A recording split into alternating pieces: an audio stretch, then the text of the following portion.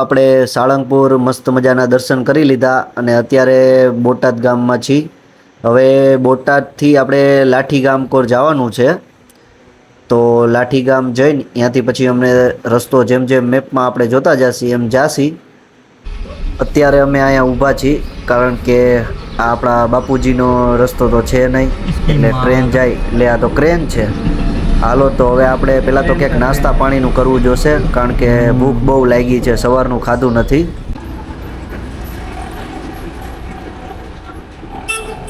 પ્રેમભાઈ કે લાવો હું થોડોક બ્લોગ ઉતારી દઉં તમને, કારણ કે હું ગયો તો વોશરૂમ કરવા, એટલા માટે પ્રેમભાઈ બ્લોગ ઉતારે છે.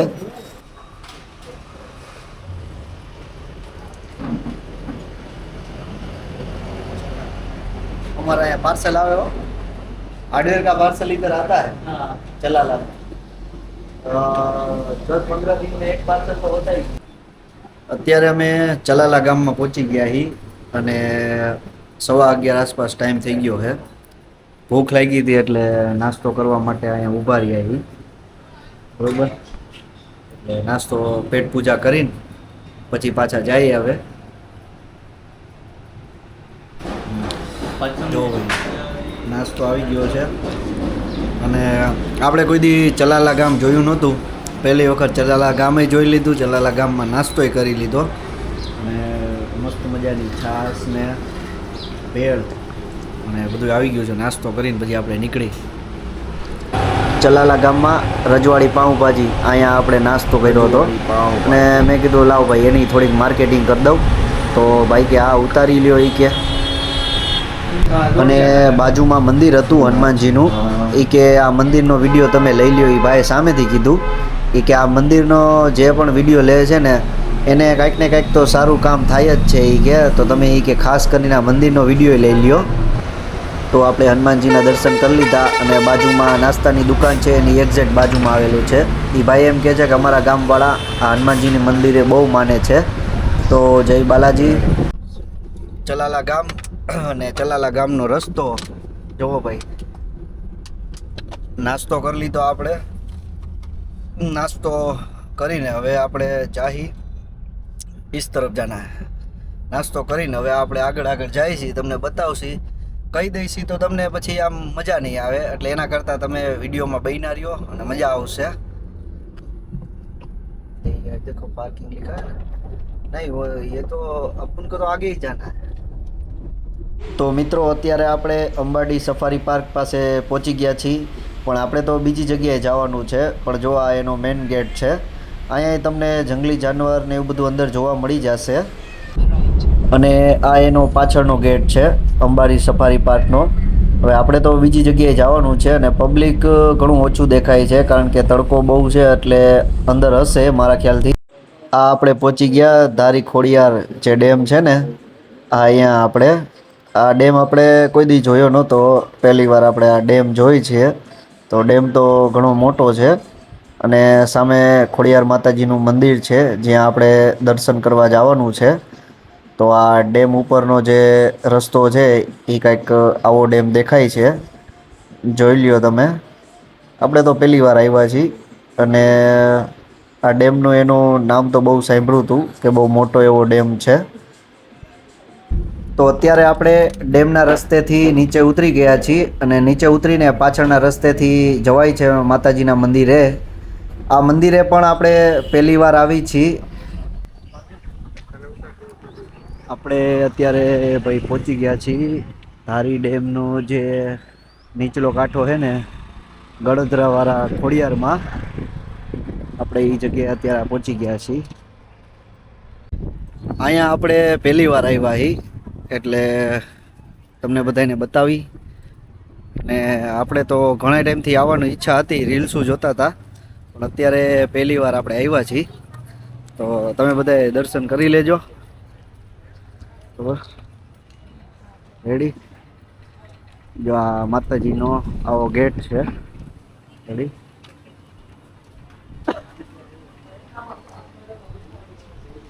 રસ્તામાં ક્યાં ખાલી મળતી હોય ને,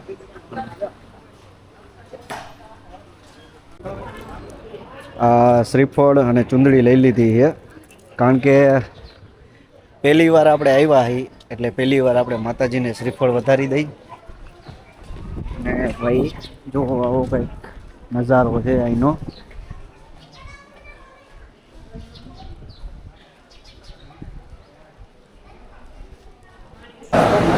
જય માં ગળદરાવાળી ખોડિયાર, સતના આધારે તું બેઠી હે માં ખોડિયારમાં.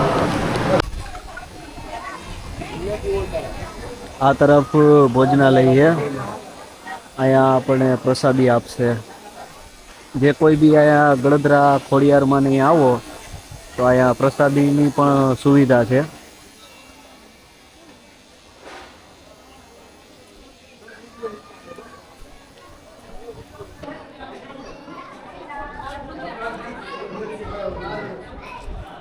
અહીંથી આ મંદિર છે ઉપર, અને અહીંથી મેન સ્થાનક છે ને અહીં નીચે છે. એટલે નીચે દર્શન કરવા આપણે અત્યારે જઈએ છીએ. અને સામે જો ઓલા દરવાજા જેવું તમને દેખાય ને એ ડેમના દરવાજા છે. અને બાકી તો આજુબાજુમાં જંગલ જ છે, એ તો તમને લોકોને ખ્યાલ જ હશે.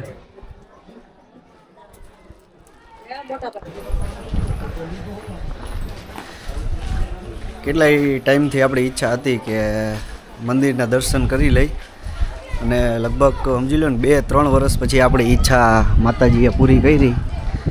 કારણ કે આપણે અહીંયા આવવા તો માંગતા હતા પણ ટાઈમ નહોતો, એટલે ફાઇનલી આપણે હવે દર્શન કરશું માતાજીના.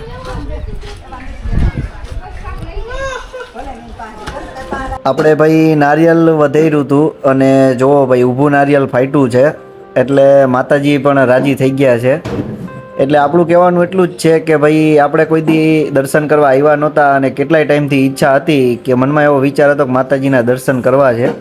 પણ ફાઇનલી આજે માતાજીના દર્શન થઈ ગયા છે મંદિરના, અને આપણું નારિયેલ ઊભું ફાટ્યું છે, જેથી આપણને બહુ એવો હરખ થયો છે અને આનંદ એવો મળ્યો છે ભાઈ દર્શન કરીને. આ માતાજીનું મેન સ્થાનક છે, માતાજી અહીંયા પ્રગટ થયા હતા, અને આપણે દર્શન કરી લીધા. તમે પણ મિત્રો દર્શન કરી લ્યો, અને માતાજી પાસેથી મનોમન પ્રાર્થના કરી લ્યો, જે પણ તમારે કામ હોય એ પૂરા થઈ જશે. અને આ માતાજીનો ઇતિહાસ તો બહુ મોટો છે.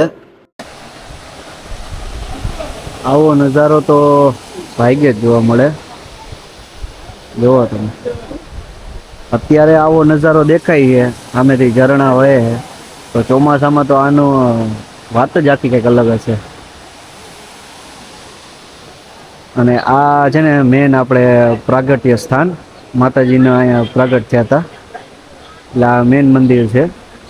અને આ નીચે જોવો ને તો આપણે તળાવ જેવું નાનકડું એવું છે, સામેથી ઝરણા વહે, અને આ પાણી ઉપર ડેમ ઉપરથી આ પાણી આવે છે.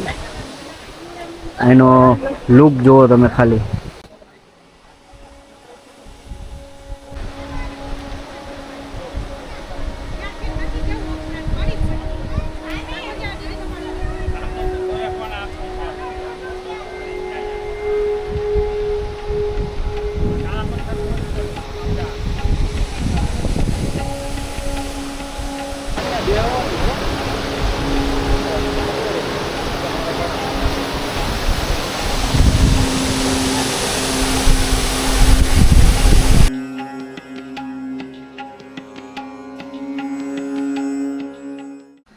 આપણે દર્શન કરી લીધા, અને હવે આપણે ધાયરા નહોતા એવા દર્શન થઈ ગયા.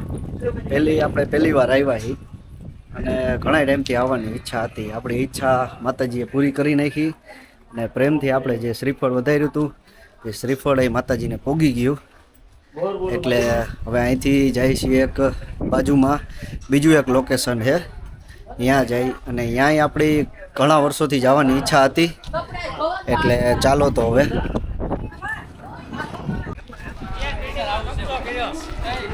અહીંયા બધા મકાન બનાવે, જો બધાની આશા.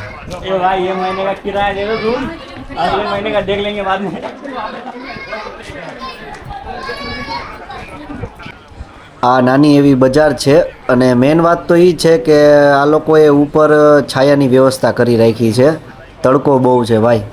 આ અમારું દેશી એનર્જી ડ્રિંક હો ભાઈ. અને મેન વાત એ કે એને અહીંયા આજુબાજુમાં કચરો જેમ બને ને એમ ઓછો જ કરવો, કારણ કે આ કચરો નાખવા માટે બહુ દૂર જવું પડે છે. અને અમે ભાઈ જો કેવા સીધા માણસો એ ખબર હે, અમે જો હે ને આ કચરો ગાડીમાં જ રાખ્યો હે. એટલે કચરો ન કરો અને સાફ સફાઈ રાખો તો આમને આમ જળવાઈ રહે, તમને મજા આવશે. અત્યારે વાગ્યા છે 1 વાગ્યાનો આસપાસ થયો છે. અને તડકો ભાઈ, ગરમી વાત જવા દો, એવી ગરમી. ને કાંઈ વાંધો નહીં, આપણી ઈચ્છા તો પૂરી થઈ ગઈ, માતાજીના દર્શનય થઈ ગયા ને બહુ મજા આવી આપણને દર્શન કરીને. જો આ ડેમ ઉપરથી મંદિર આપણને ચોખ્ખું દેખાય છે. અને ઓલી ધજા દેખાય ને, આ ઈ માતાજીનું મેન સ્થાનક છે. અને આ તરફ ડેમ છે. એટલે વેકેશન અત્યારે પડી ગયું છે તમારે બધાને, તો વેકેશનમાં અહીંયા છોકરાઓ લઈને એકવાર ફરવા આવો, બહુ મજા આવશે. અને ડેમની બાજુમાં અંબાડી સફારી પાર્ક છે. અને છોકરાઓને એને સિંહ જોવા માટે ને એના માટે બહુ મજા આવશે. જો આ અંબાડી સફારી પાર્ક છે. ને અહીંથી તમે આ ગેટ છે, આ એનો ગેટ છે. એટલે આ સાઈડ ફરવા લાયક ઘણી એવી જગ્યા છે. 1-2 દિવસનો ટાઈમ લઈને આવો ને એટલે બહુ મજા આવે ફરવાની. તો અત્યારે આપણે હવે જવાનું છે, તમને ખબર પડી જ ગઈ છે હવે, તુલસી શ્યામ. હવે છેલ્લો સ્ટોપ આપણો તુલસી શ્યામ છે. તુલસી શ્યામ દર્શન કરીને પછી આપણે પાછા હવે આપણા ઘરે જાય. તો ચાલો મારી સાથે હવે તમને તુલસી શ્યામના દર્શન કરાવું.